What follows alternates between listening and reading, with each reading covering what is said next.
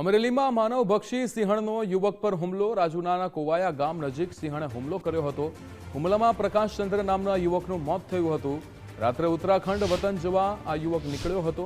અચાનક સિંહણ યુવક પર હુમલો કરી ખેંચી ગઈ હતી. રાજુલા રેન્જ વન વિભાગની ટીમે તપાસ શરૂ કરી છે. જાડે વિસ્તારમાંથી યુવકનો માત્ર માથાનો ભાગ મળ્યો છે. વન વિભાગની ટીમે સિંહણને પાંજરે પૂરવામાં સફળતા મેળવી છે.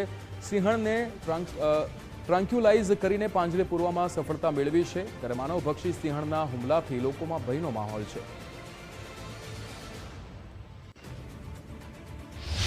જનાવર આ માણસ જે અહીં બેઠો હતો એ માણસને ખેંચી અને સામેની સાઈડ લઈ ગયો છે અને ત્યાં બધું આખું મતલબ એમ કહે ને કે ભાઈ માથા સિવાય કાંઈ વધવા નથી દીધું. આખું એવી મારણની ઘટના ઘટી છે કે આ બનાવ હું માનું ત્યાં સુધી આ ત્રીજી વખત બન્યો છે. તો આનું પુનરાવર્તન હવે પછી ન થાય એવું મારું માનવું છે.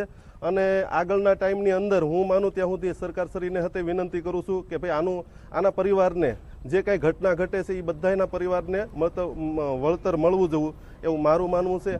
અને આગળના ટાઈમની અંદર હું માનું ત્યાં સુધી આજ એટલા બધા જનાવર છે તો સ્થાનિક લેવલે ટેકરોની ભરતી કરે અને જાજા માણસોની મતલબ ભરતી કરે એવું મારું માનવું છે. એક માનવ મૃતદેહ અથવા હ્યુમન ડેથને મેસેજ સ્થાનિક સ્ટાફને મળે છે. મેસેજ મળતા જ અમારા હદના બીટગાર્ડ અને રેન્જ ફોરેસ્ટ ઓફિસર સ્થળ ઉપર પહોંચી જાય છે. ઘટનાની ગંભીરતાને ધ્યાને લઈને સ્થાનિક પોલીસ વિભાગને જાણ કરવામાં આવે છે અને આ ઘટના પ્રાઇમા ફેસી વન્ય પ્રાણીને કારણે થઈ હોય એવું ધ્યાને રાખીને આજુબાજુના વિસ્તારમાં જે વન્ય પ્રાણી છે એમનું લોકેશન કરવામાં આવે છે.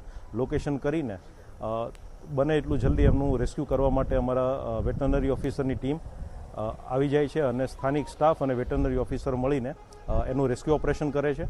તો ગણતરીના કલાકોમાં જ જે સસ્પેક્ટેડ એનિમલ છે જે ગ્રુપ છે એમાંથી એક એનિમલનું અત્યારે રેસ્ક્યુ પણ થઈ ગયું છે.